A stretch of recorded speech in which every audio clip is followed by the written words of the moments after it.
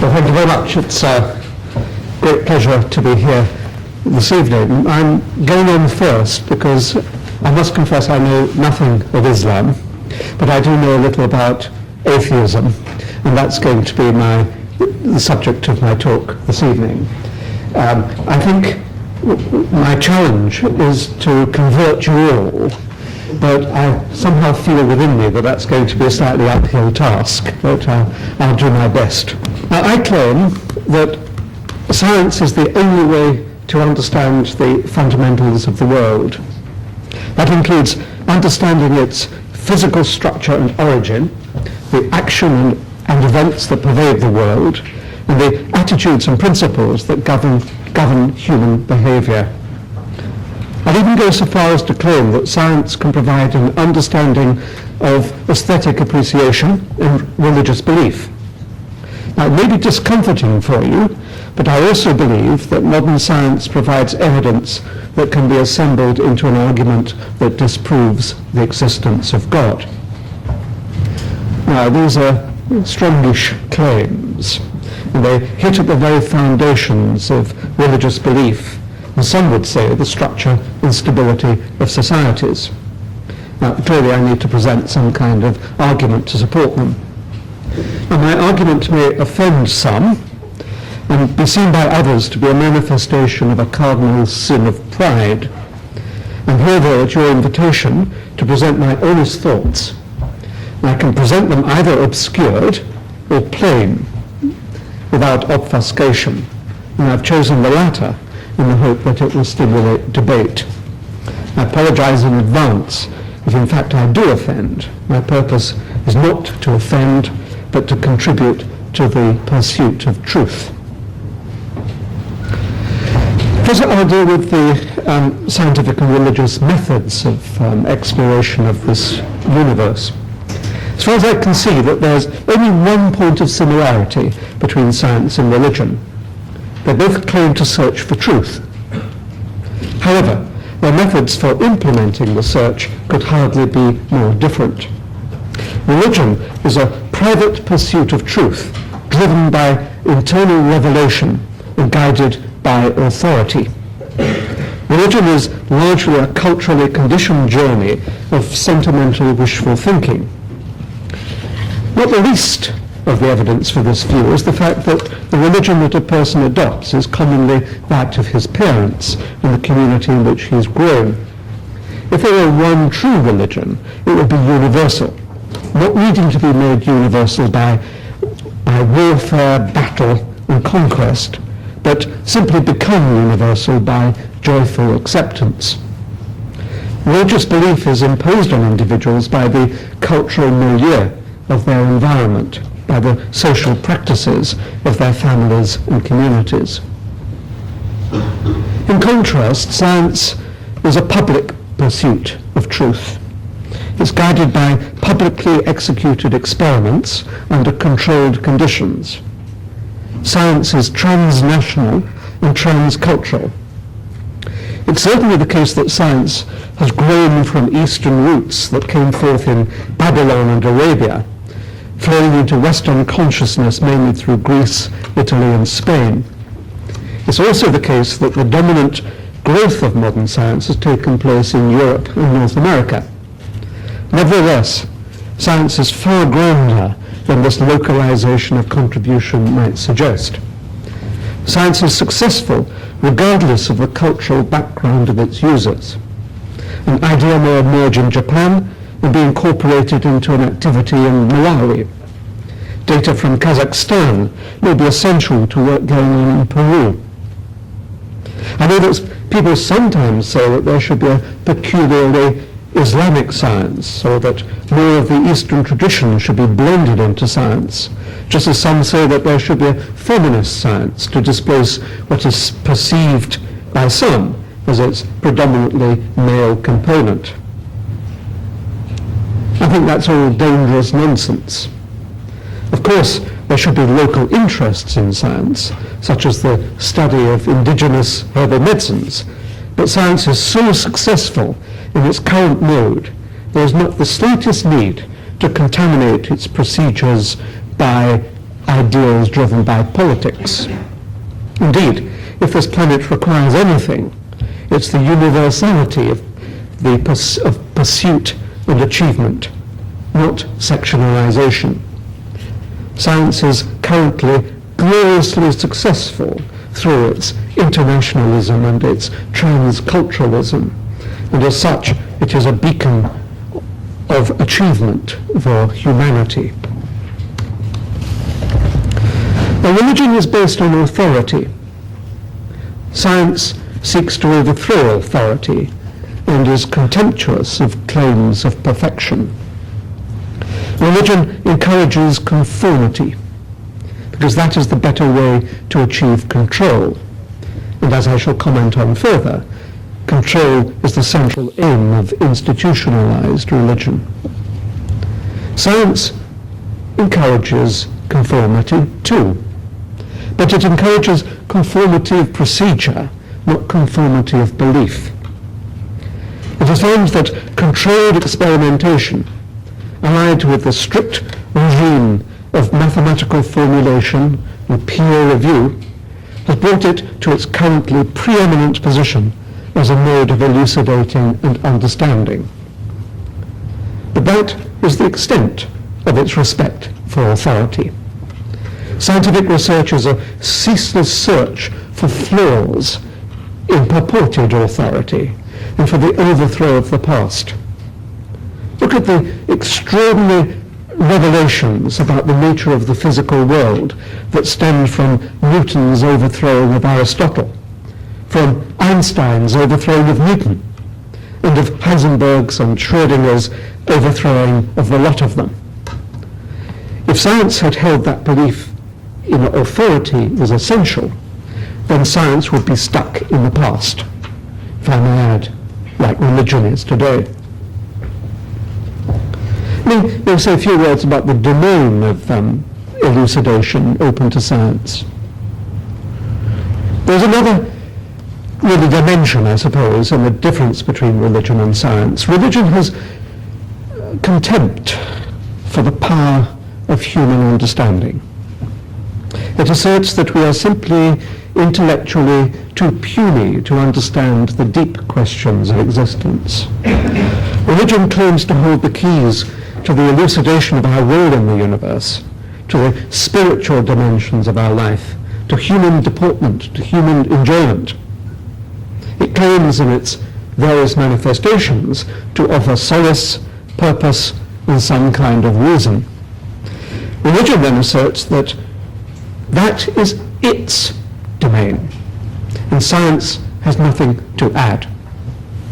It goes on to say that whereas we humans may struggle to understand the mind of God and comprehend his works, we are intellectually incompetent to do so. True understanding will come only with death and incorporation, for the lucky ones at least, in some kind of paradise. Thus it is that religion is contemptuous of humanity, for it supposes that there is a limit to man's understanding of his condition. Science, on the other hand, respects the human condition. It shows that the human mind is such a powerful instrument of discovery that it appears to be capable of complete understanding. How ironical it is that religion, which purports to be the spiritual ally of humanity, denigrates its potential, whereas science, which opponents claim cannot tread in the spiritual dimension, respects, encourages, and exposes the awesome power of human comprehension. Science is unsurpassed. I think I can be confident that everyone here agrees in its ability to deal with the physical world, to make predictions, not all of them right, to build aircraft, to build televisions, to unravel the biophysical and biochemical foundations and intricacies of life. I'd like to claim that it is also unsurpassable in its ability to provide answers to the great questions of being, such as our cosmic origin, the origin of the cosmos, our purpose, and our future. It can also elucidate, I believe, the distinction between right and wrong. Indeed, in my view, there is nothing that science cannot elucidate in a manner, this is most important, that is open to human comprehension, which means, of course, comprehension this side of the grave. I'd like to say a few words about the contribution that religion and science have made to our comprehension of the human condition. I'll deal with our origin, our behavior, and our future. Religion has contributed nothing to our understanding of the origin of the universe. The assertion that God made it contributes nothing to our understanding other than the false impression that it is an explanation. It has admittedly inspired some quite neat art. All religious explanations are myths, driven by the urge to fill the vacuum of understanding. Science, too, cannot explain yet the origin of the universe, but it's edging forward into the past and uncovering the clues that will lead to a full understanding. Look how far we've come in 100 years of scientific effort. In contrast, I might add, to the total lack of progress after the several thousand years of religious effort. The 20th century has seen the discovery that the universe is expanding. It's funny that that's not mentioned, as far as I know, in any religious book. The confirmation of the Big Bang, the beginning of the universe, and the formulation of theories that take us back to almost a trillionth of a second of that inception. All that has been achieved in less than 100 years. Currently, I admit we're a bit stuck. But scientists are quite clear about what they have to do to achieve progress and push that trillionth of a second down to zero. The beauty of this enormous intellectual achievement is that it is open to inspection, it's not a private mystery, and that has been achieved without the intervention of a god. Now, once the universe exists, then it's not in the least surprising that planetary systems form and in due course become, through the awesome, purposeless, unconscious power of natural selection, populated by organisms that can reflect on their own origin. Contrary to religious texts, there is no evidence of design. In fact, the evidence gathered by science is contrary to there being design, particularly in the realm of evolution. The religious texts that claim design as the origin of the biosphere are just plain wrong. Well, I suppose some might claim that to have anticipated at least some aspects of what science is establishing, but they're able to do so only because they're expressed so ambiguously or so obscurely that their content can be stretched at will. Now, the uncreated, undesigned, but evolved creatures that constitute mankind need to behave within the societies that have emerged. Religion lays down rules, sometimes general, sometimes specific. While that may result in social stability and cohesion, it's intrinsically repressive, as it cannot respond to the changing norms and aspirations of humanity. How much better it is to see the distinction between good and evil as rooted in our own physical and mental makeup. That is, how much better it is to see the origins of socially acceptable behavior as springing from our evolutionary past. Science can elucidate the origins of acceptable behavior, commonly by seeing the forces of survival at work, but also identifying our peculiar mental ability to contemplate the consequences of our actions. How much better it is to understand ourselves than to find ourselves in the grip of often outdated authority. Science can elucidate our cosmic purpose. A religious view may be that man has been created in service and obedience to God's will, or as an active participant in creation.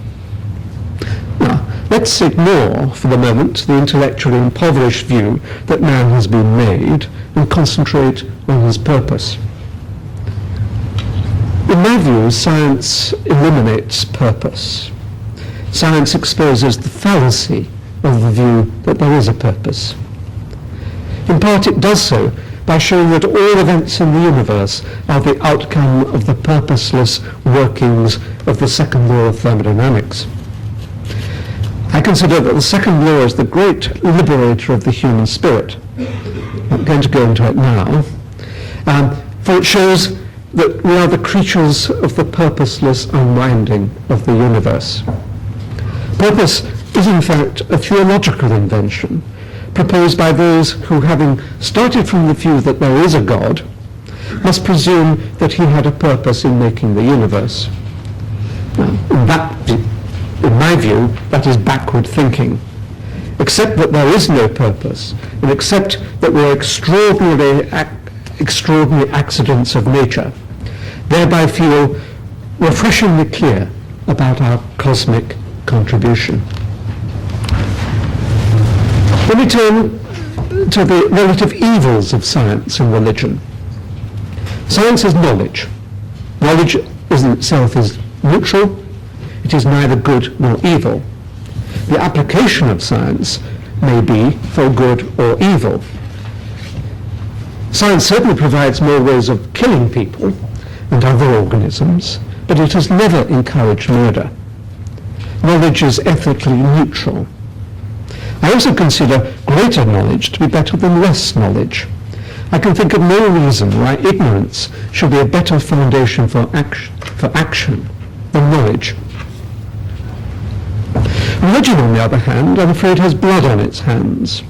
It's the complement of science, in the sense that whereas it does not provide means of maiming and murdering, it certainly has encouraged maiming and murdering. Once again, we are confronted with the irony that icy-hearted science has never waged war, but human spirit-enhancing religion has been and continues to be directly responsible for countless deaths. Religion also maims lives. By appealing to outworn authority and failing to adjust to evolving societies, it inhibits personal aspiration, particularly of women, but not only of them. Any religion that falsely promises a better future after death is intrinsically evil. For not only does it give false hope, which is, I must admit, not in every case a bad thing, but especially because it intrudes into this, our one and only life, and in many cases represses achievement and happiness. It's intrinsically evil, I consider, to lead people to restrict their lives in order that they may enjoy paradise. There is no paradise beyond death. Science, in fact, just good old plain common sense, in fact, shows that life cannot persist in any form after death. Supposing that it does is good old plain wishful thinking. The institutionalization of the false hope that there is an afterlife or a day of judgment is repressive of humanity and should be discarded before it does even more damage. How long have I got? About 2 minutes. 2 minutes. I have 2 minutes, I'm afraid, for the non-existence of God. I consider that it's possible at least to assemble evidence from science in its broadest sense, that argues convincingly that there is no God.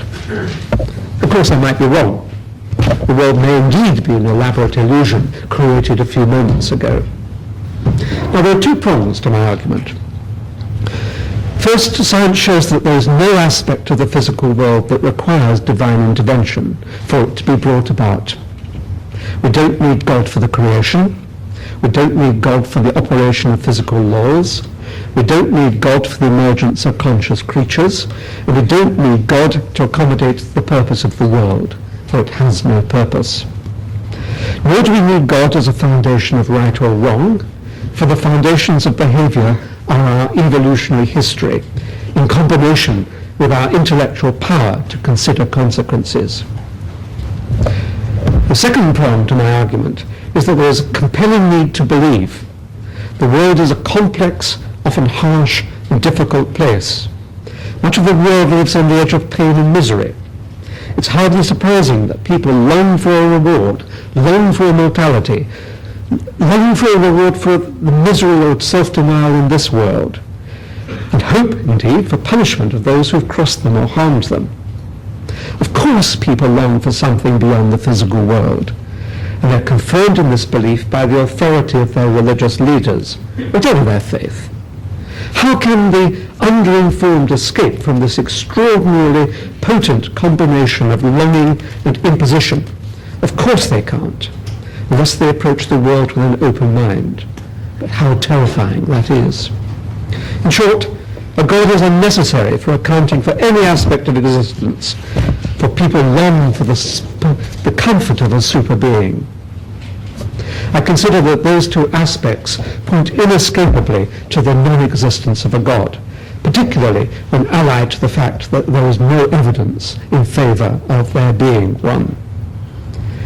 I have to conclude that science is a glorious achievement of the human intellect. It grew out of religion and should be regarded as surpassing it and replacing it as a means of understanding the nature of the world. It is only the institutionalization of sentiment and fear and an inclination to accept easy answers rather than do the hard work demanded by science that keeps religion alive. Religions provide meaningless but culturally localized answers in terms of an unknowable complexity. Science provides meaningful answers that transcend cultures in terms of a knowable simplicity.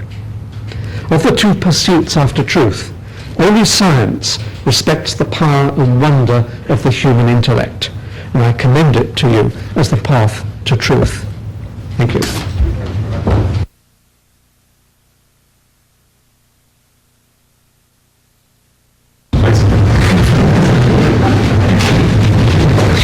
I'd like to argue for four propositions tonight. One, that science does not support atheism, but on the contrary would support belief in a God. Two, we need both science and religion. That science and religion are two ways of looking at life, and we need both in order to have a more holistic approach. Three, that the history of tension and conflict between science and religion were focused on a number of points which we will find to be alien to the religion of Islam. And four, I would like to show that there is a harmony between Islam on the one hand and science on the other hand, thus making it possible for young thinking university students and university professors to believe in God even in the modern times. Well, let's go to the first proposition then. I'd like to show that science does not support atheism, but rather it would support a belief in God. First, science cannot deny the existence of God. The scientific method rigorously applied has to deal with things which are observable, and by definition, God is not observable. Hence, science has no way of disproving the existence of God. The most one can do is to say, well, we know why people believed in God. We can retrace in history that people perhaps out of fear, perhaps out of their upbringing, they believed in God. Well, let's take these points one at a time.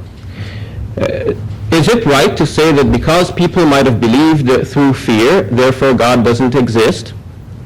In fact, even if people believed it for the wrong reason, God may still exist. So proving the reason to be not a good one does not disprove the contention itself. Otherwise, we fall into what is called the genetic fallacy, explaining the truth or falsity of an idea based on the origin of the idea. That doesn't work. Second, one may say, well, it is because of your upbringing. Again, that is committing the genetic fallacy. In fact, you may say that those who say that we believe in religion because of our upbringing may be saying that because of their upbringing. But we wouldn't do that because that would commit the genetic fallacy. Moreover, Scientists may want to argue for their atheism by saying that we can explain scientifically how things work. And since we can explain how things work, we do not need to invoke a God for how things work. Well, in Islam, the way we see this is that the way things work does not exclude the possibility of a creator. In fact, the Quran, without embarrassment, describes how the rain comes. But yet the Quran gives credit to a God who made it possible for rain to come through the process that scientists might be able to elucidate even further. The Quran describes how babies are born in infinite detail, and yet the Quran gives credit for that to God. The Quran, on the one hand, does not try to show that the things which human beings are unable to understand are the things which are creditable to God. But the Quran is making it plain that even the things which you can understand and appreciate and you can explain still need a God. And so we should now turn then to the proofs which would show that there is a God, even for scientists. Now, when we ask, first of all, where do things come from? Why do we have something instead of nothing? We know that from nothing, nothing comes. There was a time when scientists believed in what is called the steady state theory. They replied that the universe was just always here. It didn't come from no place, it just happens to be here. But then, in the 1920s, scientists started to discover that we are living in an expanding universe. In fact, when Einstein had worked out his theory of relativity, it was clear that an implication from that theory is that the universe is expanding. But you see, if the universe is expanding, it means it used to be smaller in the past, and we can retrace our steps till we get to something very small, maybe the size of a pea or a proton, even nothing.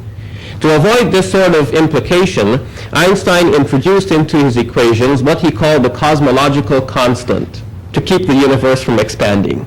But the universe didn't obey Einstein and kept on expanding. In fact, the Quran makes allusion to this when the Quran says in Surah 51, verse number 47, وَالسَّمَاءَ بَنَيْنَاهَا بِأَيْدٍ وَإِنَّا لَمُوسِعُونَ. The heavens we have created with power, and we are expanding it.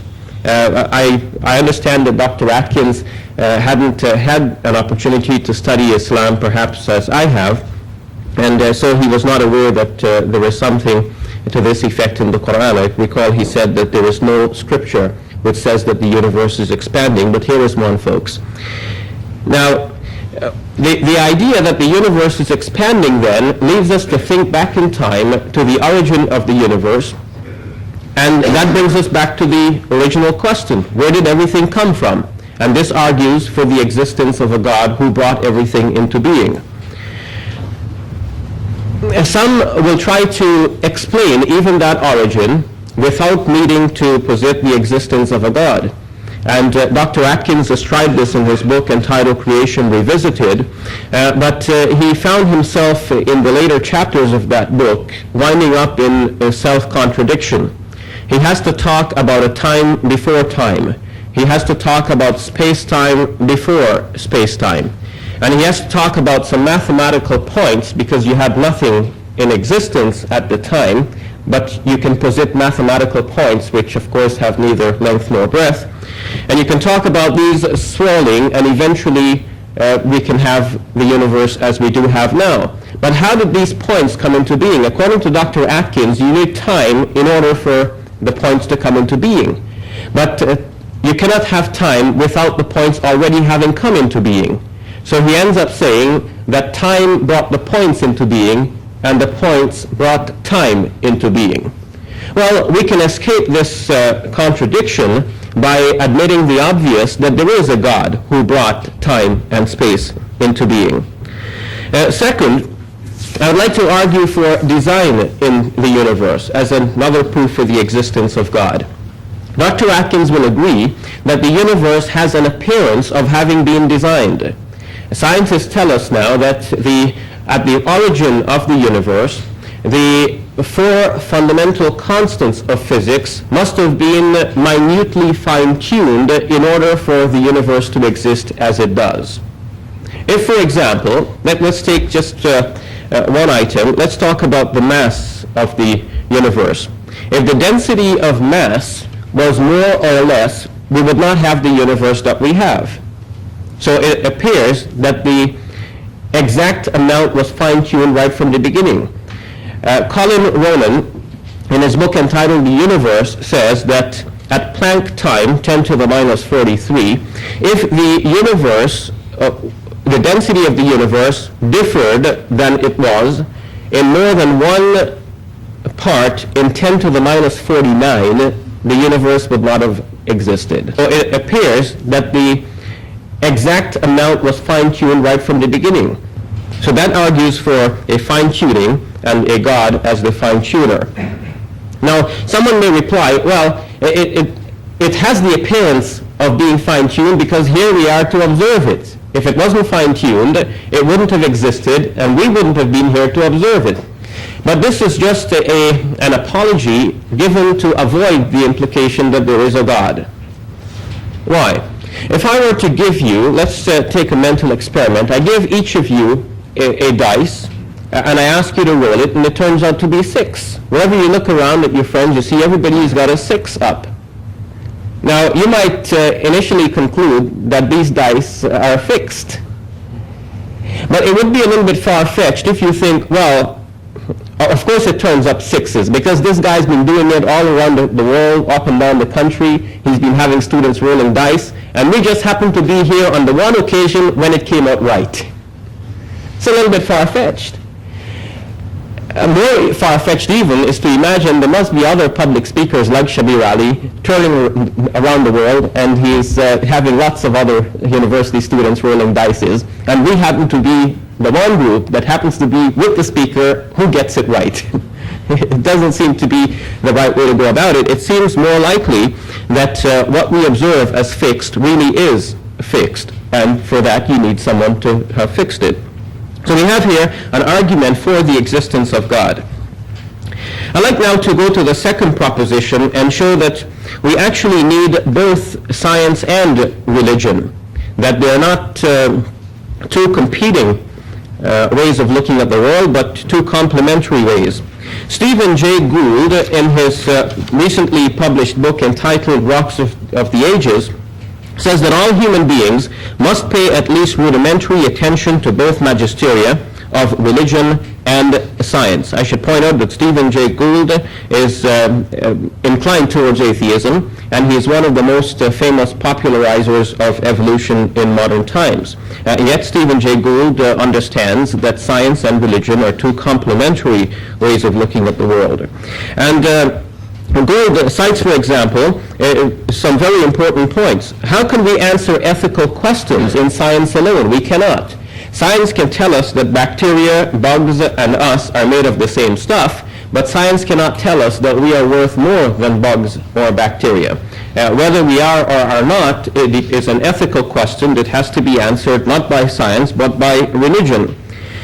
Well, Gould expressed his disgust with some of his colleagues, fellow scientists, who try to caricature religion, erecting religion as a straw man for rhetorical purposes, and they try to present science as though it is a panacea of human progress against that absurd caricature. And then he continues, he says, quote, "If these colleagues wish to fight superstition, irrationalism, ignorance, dogma, and a host of other insults to the human intellect, then God bless them, but don't call this enemy religion." That's in pages 209 to 210 of his book. So we do need both science and religion. Can science alone suffice? No, science cannot prescribe moral precepts. Science is capable of sending 2 astronauts out into outer space, but cannot prescribe for these astronauts that one should not rape or murder the other one. According to the hypothesis presented by Dr. Atkins, people just simply learned over time that it is more beneficial to be good to others. But if according to that hypothesis, if one of these scientists, one of these astronauts, decides that it is more beneficial to himself to be the lone colonizer of a distant planet, then it would be beneficial for him to rape and murder his opponent at will, and there would be no way for science to prescribe against that happening. The origin of human consciousness cannot be explained by science. Dr. Atkins himself admits that there is no explanation in science that can fully account for human consciousness. The origin of life cannot be fully accounted for. Some scientists who have tried to account for it found themselves presenting some very strange explanations. Francis Crick, for example, who shared the Nobel Prize in 1962 for his unraveling of the DNA double helix, in his book published 1981 entitled Life Itself, proposes that life must have got here upon Earth because some alien intelligence might have filled spaceships with spores and sent these spaceships out, computer-controlled, to find planets like ours and drop their payloads. It sounds a little bit far-fetched and much simpler to believe in God creating life as it is. The origin of the universe cannot be fully explained by scientists. As Robert Jastrow says, it is not just simply a matter of another experiment or another decade of experiments. The way it looks now, science will never be able to probe the mystery of the origin of the universe. The laws of science break down and can only apply up to Planck time, which is 10 to the minus 43 seconds, but science cannot go beyond that as it appears at the moment. Will that happen in the future? If it does, we will gladly embrace the knowledge of how science explains that, but that would not displace belief in God, because science will explain the how of things happen, and our religion teaches us the who of how things happen. A pathologist can proceed in his job without asking the question about who. When a pathologist deals with a dead person, the pathologist only is concerned with how the death occurred, not with who caused that death. That has to be decided in a court of law. In a similar sense, science can explain the how of things, but not the who of things. Let me then talk a little bit about the tension and conflict between science and religion. Some religions are mythological. Scientists would not find this to be fitting for their understanding. Some religions prescribe unreasonable doctrines, asking you to believe things which you know do not add up. Scientists cannot accept that. Some religions prescribe beliefs and teachings which are shown to be non-scientific and unscientific. Science cannot accept that. And so the history of the conflict between religion and science is now entrenched in the minds of many who are familiar with many religions but haven't had the opportunity to learn more about Islam. For example, the tension between religion and science was heightened in the European Enlightenment period when scientists noticed a few points that were insisted upon in the religion that they were most familiar with. For example, their religion insisted upon geocentricity, that the earth is the center of the universe, and that had to be displaced. But we know that in order to displace that idea, some scientists had to struggle, and Galileo was imprisoned for the rest of his life, or placed under house arrest, for his belief that the earth is not the center of the universe. The youthfulness of the earth. Some people propose that the earth is less than 10,000 years old based on their understanding of a religious book. That religious book, folks, is not the glorious Quran, which does not prescribe the geocentricity of the earth, nor does it prescribe a young age for the earth. The fixity of the species is another thing that has been insisted upon in another religion that in the European Enlightenment period had to be argued against. I do not find in the Quran anything that tells us that the species are fixed. The universality of the flood is another such idea, which in fact the Quran displaces. The Quran, studied carefully, shows that the flood of Noah was not a universal flood. But now let's talk about the possible harmony then between science and Islam in the remaining 2 minutes that I have. First, the Quran emphasizes learning and study. So the Quran is not counter science, but the Quran encourages science and growth. The discoveries in science will not displace religious faith because, again, they're dealing with two different areas of human understanding. For this reason, we see that many early Muslim scientists excel in a number of areas. For example, Al-Khwarizmi wrote a book on algebra, and actually the word algebra comes from the title of his book, Al-Jabr. So the modern study of algebra, in fact, has roots in the origins in Islamic scholars doing their work. In his book entitled The Shape of the Earth, he left no one in doubt. Let me point out that Al-Khwarizmi died in the year 850, more than 1,100 years ago. 500 years before Galileo, a man by the name of Al-Baruni discussed the rotation of the Earth. So there is no conflict between religion and science. But can the Quran commend itself to modern scientists? Yes.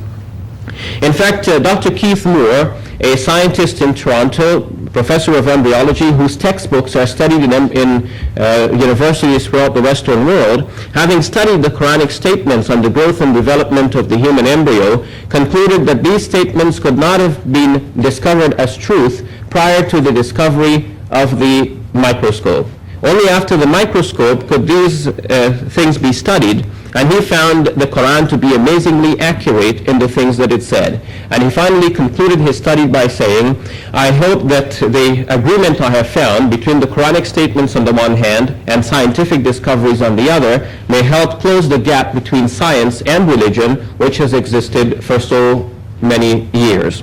So finally, I put before you folks four propositions. One, science does not support atheism, rather theism. Two, we need both science and religion. They're not in conflict, but should be in harmony.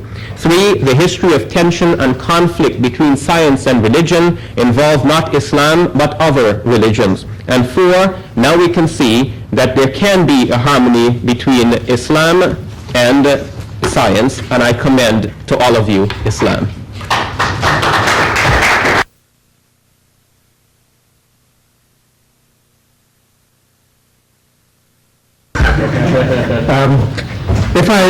If I'd been able to interrupt, I would have interrupted at the end of most sentences and said I disagree with that. I think what we saw from Shabir Allay was a display typical of, if I may say, philosophers, that they are basically pessimists. They say this cannot be done, this will not be done, it's inconceivable that this can be done. Whereas in fact, that should be seen in contrast to scientists who say, okay, we can't do it now, but let's go out and try to do it.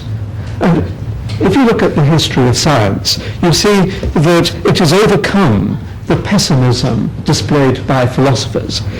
The sight is that philosophers have to never learn to catch up every time that science shows that the pessimistic statement of a philosopher is in fact false. We're told that scientists will never, sorry, I slightly exaggerate, but cannot. But let me expand that to never, because it's more dramatic, understand or be able to explain human consciousness. Now, there's a huge amount of effort going on at the moment. I admit that it's a very difficult problem. There are two very difficult problems in the world of science. One is at the beginning, the origin of the universe. I agree that's really difficult, but we're getting ourselves equipped to deal with it. The other is at the other end, the emergence in this glorious creation of consciousness. And science has, because consciousness involves so many different aspects of science, it's only recently that scientists have started to turn their attention to it. There's no sign that we will not be able to elucidate consciousness. And to say that we cannot is 2 is 3, that is. Yeah, gosh. And to say that it's just a sign of pessimism. It's also true of the origin of life. A difficult problem, no shortage of ideas, but we can't prove which of those ideas currently is correct. The origin of the universe, we're told that physical laws break down at the Planck time. Of course they do, but we know the way ahead. We've got to combine general relativity and quantum theory. When we've done that, we can be pretty confident that we should be at time 0. I believe in Occam's razor.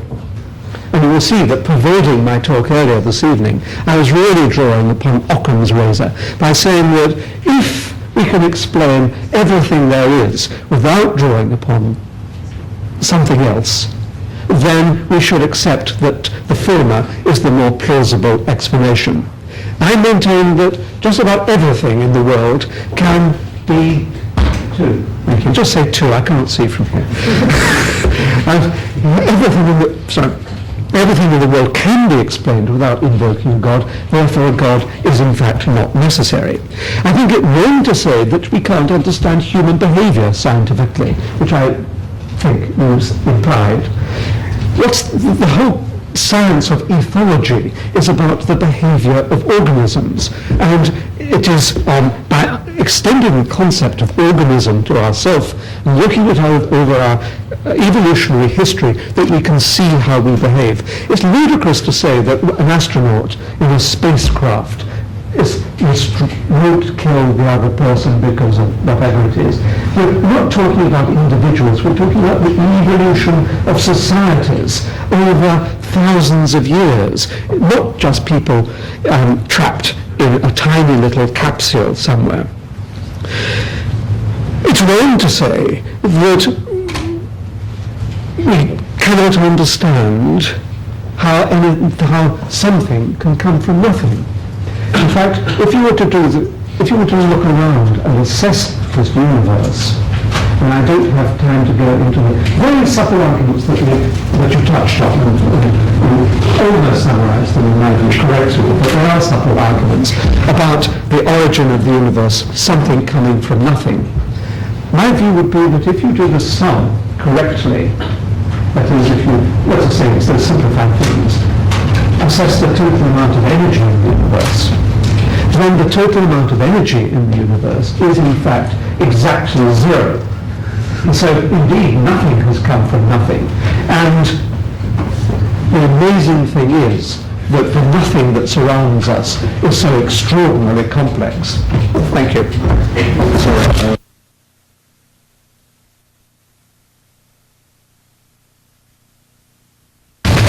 Folks, in my opening presentation, I put before you 4 proposals which I argued for. One, that science does not support atheism, but rather it supports theism. It supports a belief in God.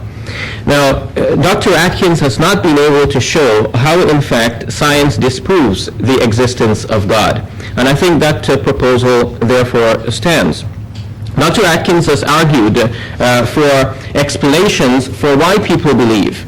And I've already shown in my opening presentation that showing why people came to this understanding is not necessarily a way of disproving it. You can show the reasons to be not good ones, but the thing believed might still be true.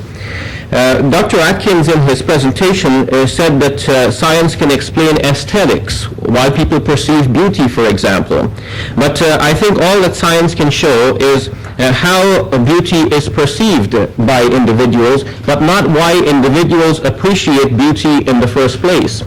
Dr. Atkins thinks that religious belief can also be explained by science.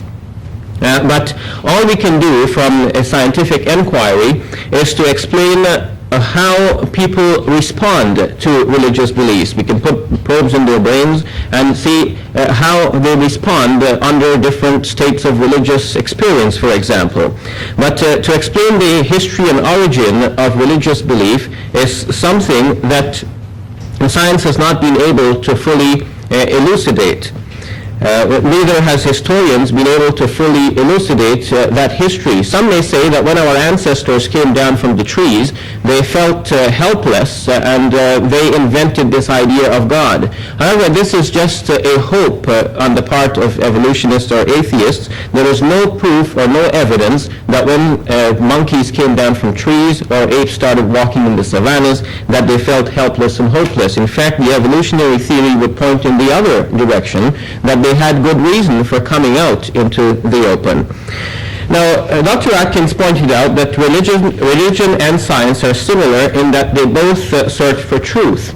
But he thinks that there is an important difference because science proceeds with public scrutiny, whereas religion proceeds on private, sentimental, wishful thinking.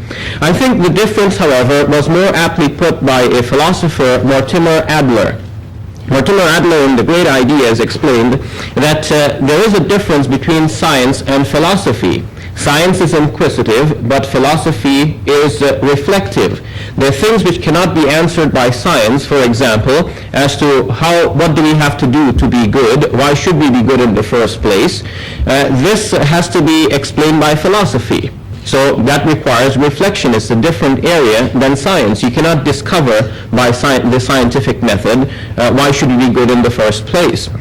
But philosophy tries to answer that. However, philosophy cannot come to final answers, and religion fits that bill, because religion prescribes the final and absolute answers for these such questions.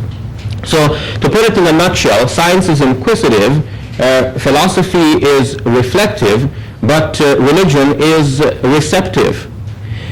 In fact, Dr. Atkins presented religion as though it is just fit for ignoramuses. However, we realize that we learn information in more than one ways. We might make discoveries of ourselves. We might rely on discoveries of other people. We might, for example, rely on Dr. Atkins to teach us physical chemistry.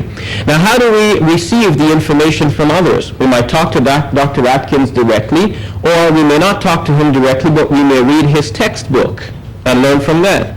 So we can, in fact, learn information that is not immediately accessible to us by receiving a message through Dr. Atkins' book. Now, all we have to do is to make sure that the book really, in fact, comes from Dr. Atkins. And this is what we have tried to do in the religion of Islam, to scrutinize the Quran. Enemies have tried, believers have tried, to find out whether this book really is from God. And once we are satisfied that there are genuine reasons for believing the Quran to be the Word of God, then we have here a new way of learning opening up to us, in addition to science and in harmony with science. We need them both.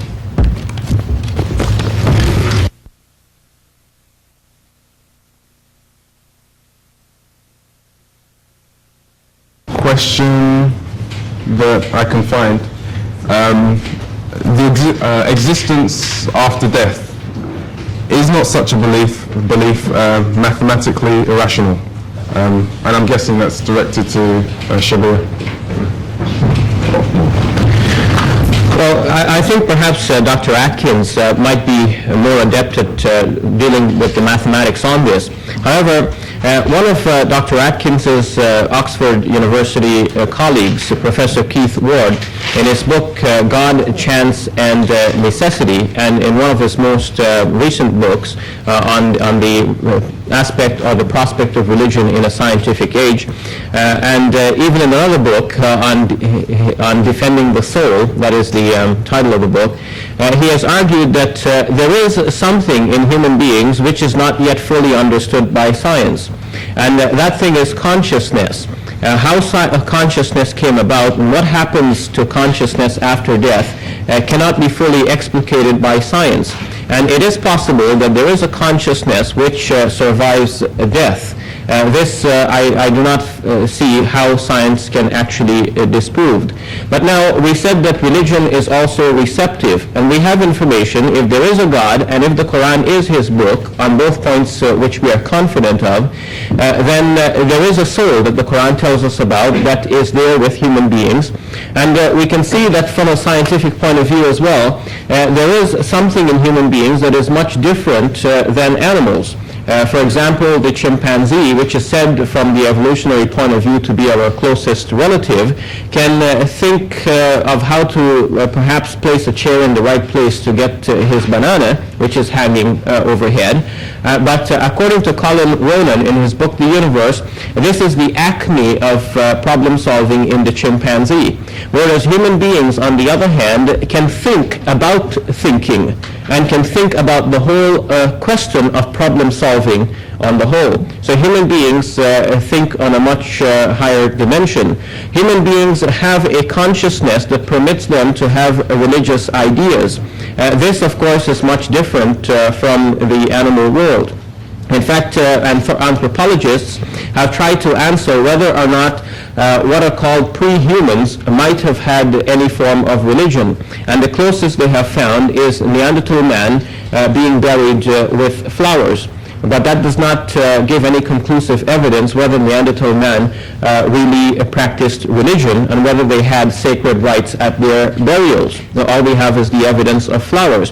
But in any case, Neanderthal man is not said to be leading up to modern human beings, but now is thought to be a side branch of evolution leading away from the modern species of Homo sapiens.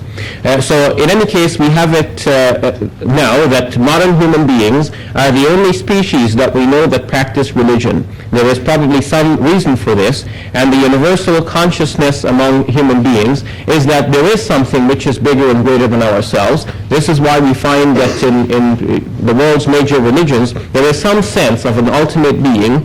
Even in Buddhism, which denies or does not speak of the existence of God, does have this concept of a universal being with whom we must unify after having reached the stage of nirvana. So why this is so needs to be explained. It seems that for all of these reasons, it is better to say that there is a soul that survives after death, as the scripture confirms.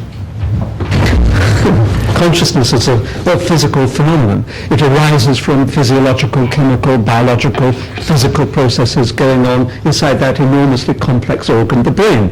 As soon as the brain disintegrates, which it does on death, when it's no longer sustained by the input of metabolic processes, then the physical processes that we call consciousness decay as well. It's just simple wishful thinking that consciousness can survive the decay of the brain. Just like consciousness is put on a pedestal. I mean, it's nothing very special about consciousness. I mean, it's an amazing phenomenon, but it's not really very special. It is just a physical process going on inside the brain, which we don't yet fully understand. The soul is simply an extension of the idea that consciousness persists after death. So the soul, if you like, is just simple wishful thinking. I think the soul is it makes philosophers' life worthwhile. They've invented it, building upon the fears of humans. So, of course we're more complex than chimpanzees. Of course we can have worries and things like that. We've got more cortex. I mean, that's what science says. Look inside your head. You've got more cortex. That's a much more complex signal processing can go on in there. And it's not surprising that some of that signal processing leads to error. And some of that error is poetry, and some of it is religion. We are intellectually honest and understand the limitations of the scientific method. Science can only make verifiable conclusions of observable, tangible phenomena which can be subjected to experiment. Science therefore cannot prove or disprove God. If you understand God as a creator to be independent of creation and unlimited in time and space, can both speakers please comment? Yeah.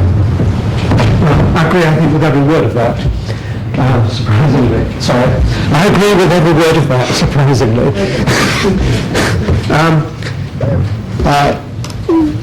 If there isn't a God, then there's clearly nothing to study, which is one problem that science has with God. What more can one say? There might be a God. I don't believe there is one, and I think all the evidence points to there not being. But I certainly can't disprove mathematically, if you like, that there is one. All I can do is to assemble ideas and evidence around me to show that there is no need for a God. And I can assemble evidence to show why people long for there to be a God, and I can put those two together and conclude that there is in fact no God. But I can't actually prove that there isn't one. If you recall my explanation of the what is commonly called the cosmological argument, the argument for the existence of God from the fact that we do have the cosmos, then if we go back to the Big Bang origin, then we're talking about the origin of the universe. And if there is a creator, that creator naturally is outside of the space-time continuum that we do observe. And so Dr. Atkins is right. There will be no way of disproving scientifically that such a God exists. And hence his conclusion that there might be a God is a valid one.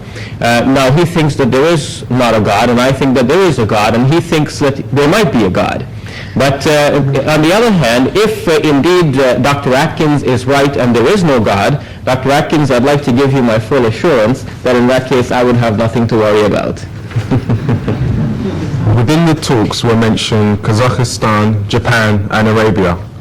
I have never seen any of these places. Why should I assume that they exist? I.e., why should I believe in something that I haven't sensed? I certainly, I will try to slightly enlarge on that.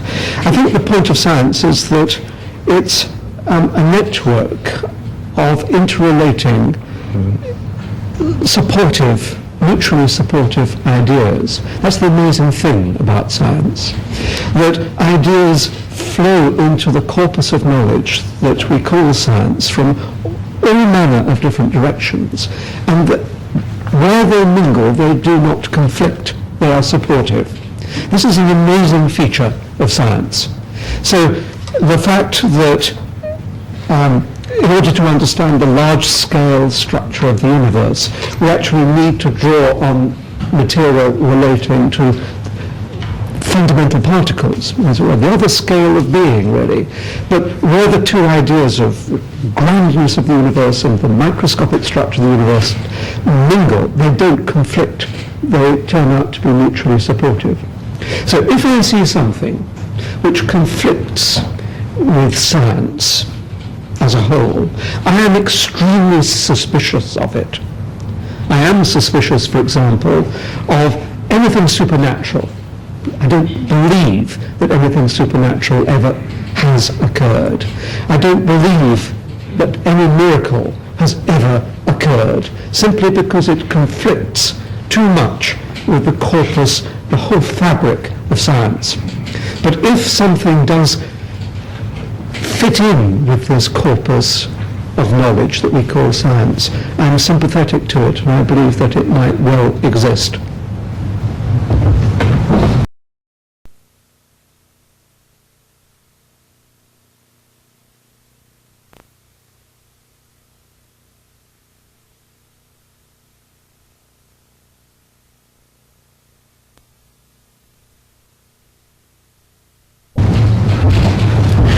The question points to a very important point. We learn about things that we haven't observed by getting reports about the existence of such things, like countries, for example, like Kazakhstan. And so it would be a little bit rude to go through life saying, I'm not going to believe anything except what I observe myself. But now, is there a supernatural dimension? Is there a metaphysical world that we can know about apart from science? Can religion contribute to that understanding? Yes, in the similar sense that we receive information from other sources. We can receive information from the metaphysical world by reading the glorious Quran. Now the question is this Quran really that sort of information, or is it a construct of human consciousness? When we examine the Quran, we see that it could not have come from the man who first pronounced it to the world. The Quran speaks to that man, addresses him, even criticizes him. The man himself was not capable of reading or writing. He couldn't have written a book, much less a book like the Quran. The man himself was sincere. He kept on preaching the message despite persecution. He refused offers. He died penniless. He refused power and wealth, so he had no motive for lying to the people. Moreover, he couldn't have lied to the people because the information contained in the Quran reflects some past history, and we see that to be accurate, tells us about the future, and the future turns out exactly the way the Quran said that it would. The Quran describes physical phenomena which modern scientists find to be extremely amazing, and they realize that this information could not have come from the milieu or the time when the Quran was made available to the world. Moreover, the Quran challenges human beings to find errors in it, thus disproving it to be from God, and moreover to produce a book like it to show that it is humanly possible to produce such a book. And today no one can explain why no one has been able to produce a book like the Quran except to conclude that the Quran is a miracle and hence a message from God telling us that the subconscious does exist, that the world, the metaphysical world does exist, and God and the soul do exist. There are a number of related questions here, so inshallah I'll try and put them all together. Professor Atkins mentions that humans learnt morals through the evolution of society over thousands of years, but during that time society all over the world was steeped in religion. Does he not think humans need a spiritual foundation for morals, i.e. some sort of religious belief? The second law of thermodynamics just leads to despair. Already religion has receded this century in Western culture, and accompanying that there is greater disillusionment in society. What can suitably replace religion as a believable moral guide for humans? As an addition to that, how does or can science instill ethics and morality into a human being and the concept of what is right and what is wrong? These questions touch upon a very important point, the question of morals. Science is incapable of teaching morals. It is outside of the domain of science to do this. Now, that doesn't mean that scientists are amoral, or that they do not have morals of their own, or that scientists will not try to teach their own morals to others.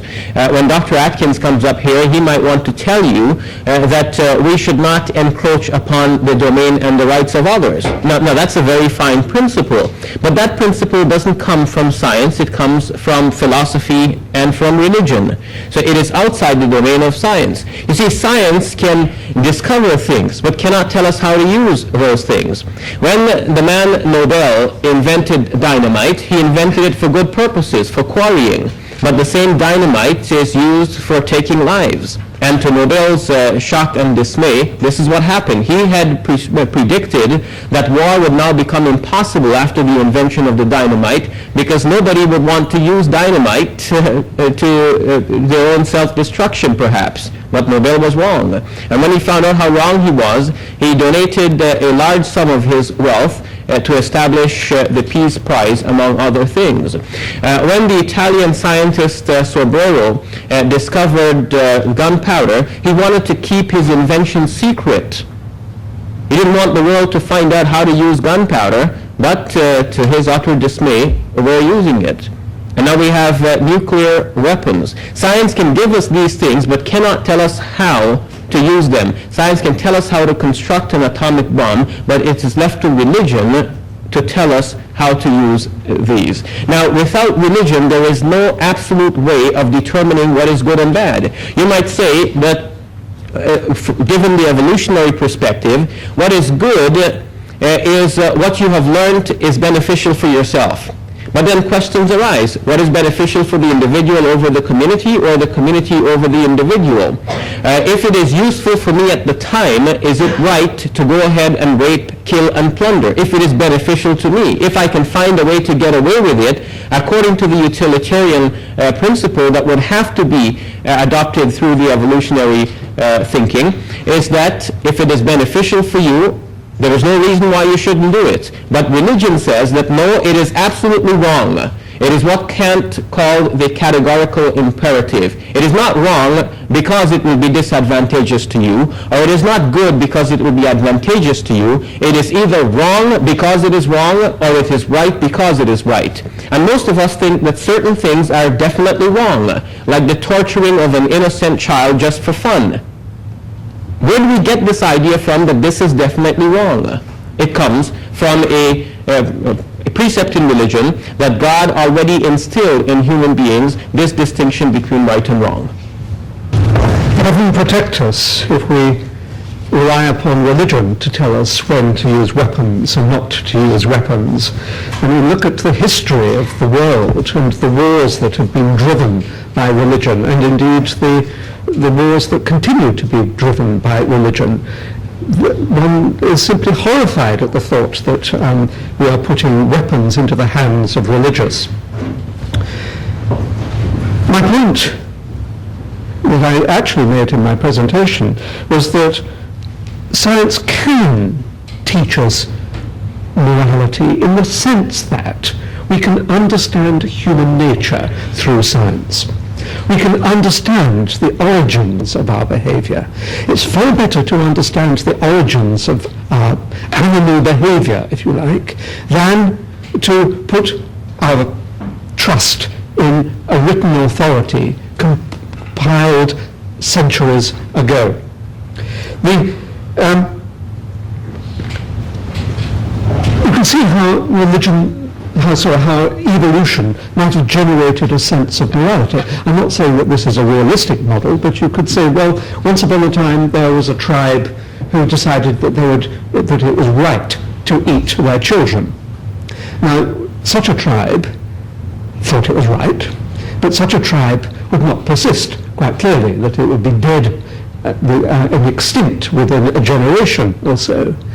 And so ingrained into the tribes that actually do persist and have survived to the present day is a sense that, okay, maybe we shouldn't eat our children, and in a lesser extent torture our children. So that's the way that we should look at ourselves, to see how behavior has emerged through the ability of tribes and to survive. We also have this extraordinary ability that is possessed by no other organism to reflect upon the consequences of our actions, and that is the major component of our morality. We can see that it's best not to stab our neighbours in the back because they might stab us. And so there is a kind of, if you like, a Darwinian form of behaviour. I think that's all I need to say on that. The next question is, what science is there in the Quran?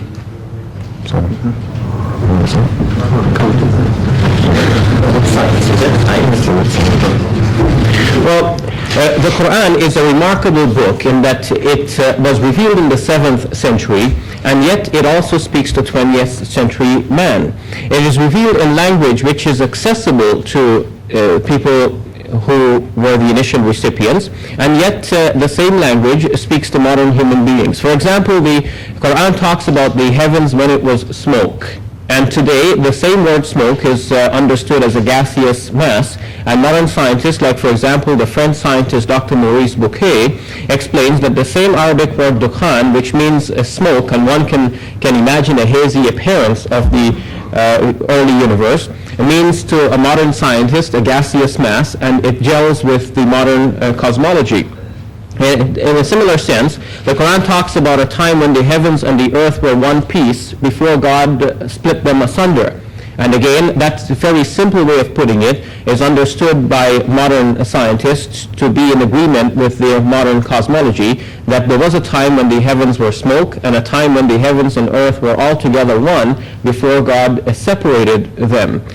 The Quran speaks about the shape of the earth, not directly, but every clue seems to be pointing in that direction. For example, the Quran talks about the day and night coiling around the earth, and the verb used for coiling is the same verb that is used for a man coiling his turban around his head. And you can imagine the head and the turban going around. Imagine the earth and the day and night going around the world. And this is precisely what happens. In fact, the word yukawwir in Arabic, which is used to describe this action, is the same word from which we derive the word qura, which means ball in the Arabic language.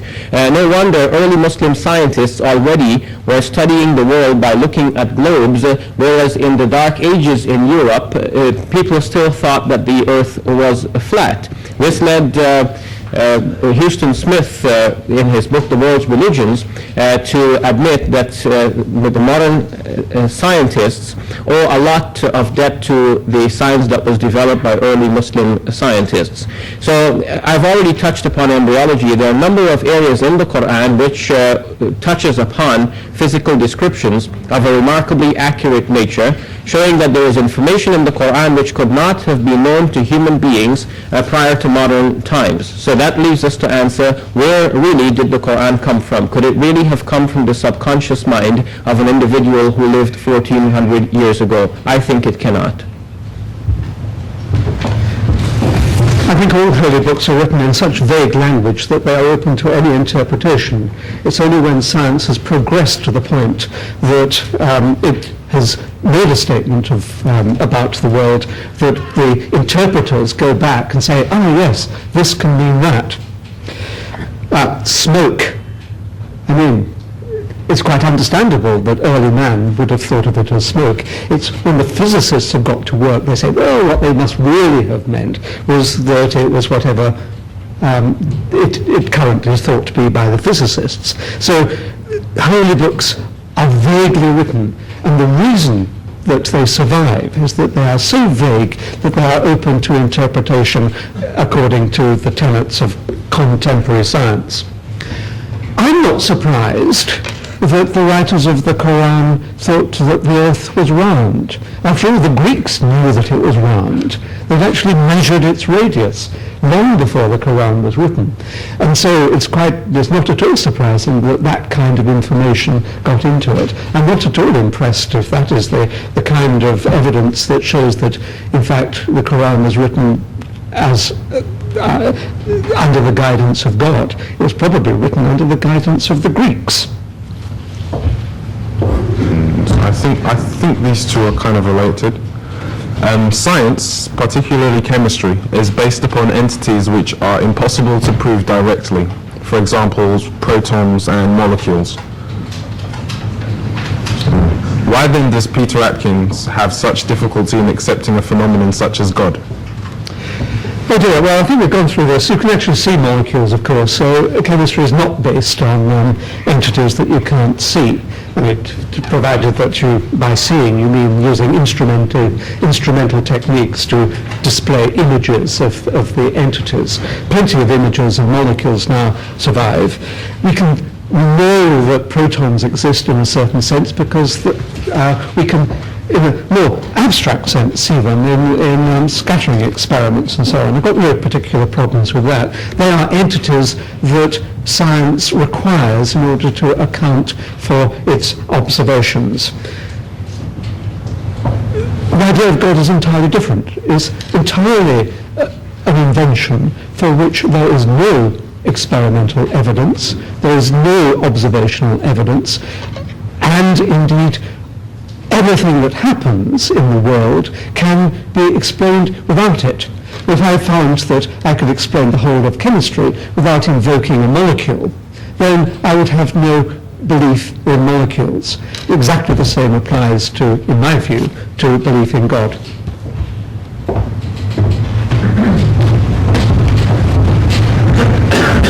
Of course, there are many things that we conclude without having direct evidence for the things. For example, that electrons exist. We know that they do from the effects, and Dr. Atkins is quite right. We have to posit the existence of certain things based on the effects that we do observe. The observations themselves require the existence of certain entities.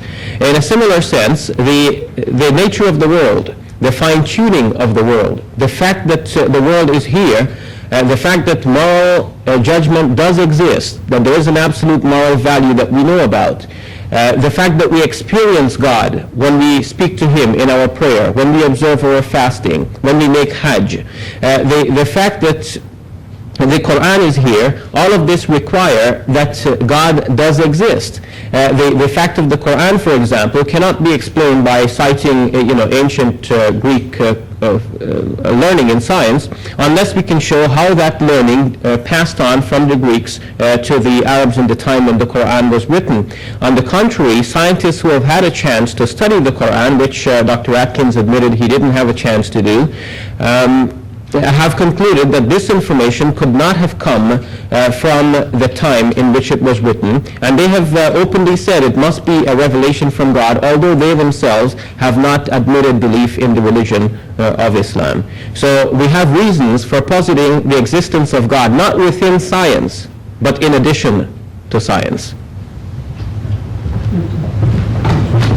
Can I take up a point that really hasn't been discussed so far, which is the fine-tuning argument that you alluded to a moment ago, and indeed alluded to earlier in your talk.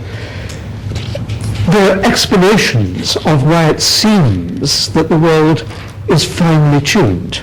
I mean, one is that it is indeed an accident, and the consequences of the universe tumbling into existence with the particular mix of fundamental constants that it has led to consciousness. We can't rule out the fact that it was a lucky accident. You can't, a priori, you can't rule it out.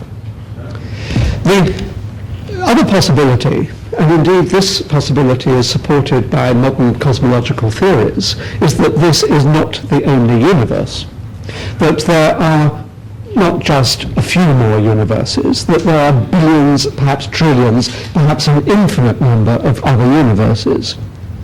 If each of those simply tumbled into existence with a, if you like, a random mix of fundamental constants, then it's not surprising that one of them has a particular mix that allows the emergence in it of consciousness. Now, it's much simpler to think of an infinite number of random universes just tumbling into existence than it is to think of one universe carefully designed by a creator. What science shows in this way is that you really have to be circumspect. You can't just take the easy option of looking around you saying, here's the universe, seems to be finely tuned, there must be a tuner. What you have to do is to think whether there's a simpler explanation that does not require a creator behind it. And that is the circumspection that is so important in science. Now, if you'll allow me, I'll just respond to that very quickly. Folks, if you think back to my earlier example of rolling the dice, what happens is that when we notice that things appear to be fine-tuned, we take that as the logical explanation unless we are committed to some other belief. For example, if I give each of you a dice and I ask you to roll that and each one turns up 6, you find this to be improbable. It shouldn't happen. Why did it happen on this one occasion? So you're wondering, wouldn't you just think that perhaps the dice are fixed? I just gave you dice which will naturally turn up 6. But it will be a little bit far-fetched to think that, well, Shabir has been doing this up and down the country, all over the world, and this is just the one lucky day. We happened to be in his lecture, and he got it right this time. He gave us dice, and we happened to roll them 6s. This is a little bit far-fetched to think that we happen to be in the one room where it turns out right. Or you might think that there are many other speakers doing the same thing, and they're getting it all wrong, and you just happen to be in the one room with the one speaker who gets it right. Now, Dr. Atkins says that there might be parallel universes. There might be multiple universes. So in the other universes, we have different forms of existence, and we see everything here fine-tuned, appearing the way it is, because we happen to be conscious to be able to observe it. If we weren't here, we wouldn't observe it. Suppose you were convicted to death by a firing squad for a crime that you didn't commit. Now imagine yourself, you're there before 100-man firing squad of sharpshooters, and the guns go off, you fall unconscious, and then you wake up, and you realize you were only unconscious because of the shock of the moment, but these guys all missed. Now you might conclude that you have a friend on the other side. The fact that we are here and we are alive gives us reason to think that we do have a friend on the other side. In order to dispute this, one has to show that the dice are not fixed. So one has to examine the dice and see that they're not fixed, but you might conclude that they are fixed, and you might want to examine the dice to see if indeed they are fixed. And when you find that they are fixed, you will conclude that there is a fixer. Now, Dr. Atkins and other scientists have found that the universe does have the appearance of being fine-tuned. Dr. Atkins admits this. But because of his prior commitment to atheism, he would not admit as a good possibility that there does exist a fine-tuner. To Dr. Atkins, what is the point of our existence?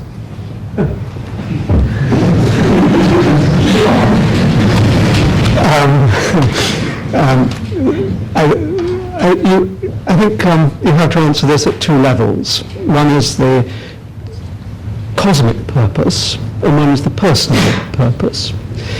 The cosmic purpose, there is not a cosmic purpose. There is no reason there's no teleological reason for the universe existing as far as I can see.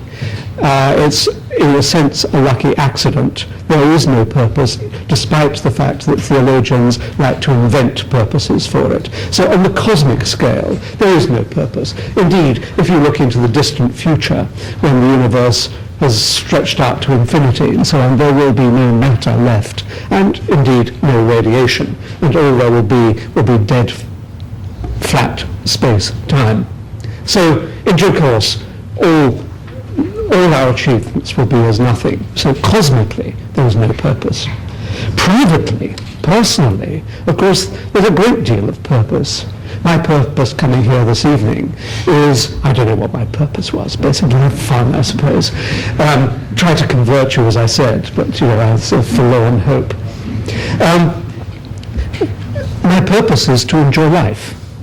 My purpose is to take full advantage of the lucky accident that I am alive and will be alive, have been alive for whatever many years it is, hope to be alive for longer, have this wonderful gift, don't misconstrue the word gift, have this wonderful gift of being conscious on this amazing, delightful, glorious, complex world. I don't want to waste it. And if it means exercising my brain by coming here this evening and trying to argue in front of you, if it means going to a restaurant, enjoying a good meal, whatever, then I intend to do that. It's a glorious opportunity to take pleasure from being alive. That's the personal purpose of life. But taking that glorious purpose should not thwart the aspirations of all the other people in the world who have an equal opportunity, equal aspirations to enjoy their one chance of life in the same way. That, if you like, is the germ of my morality.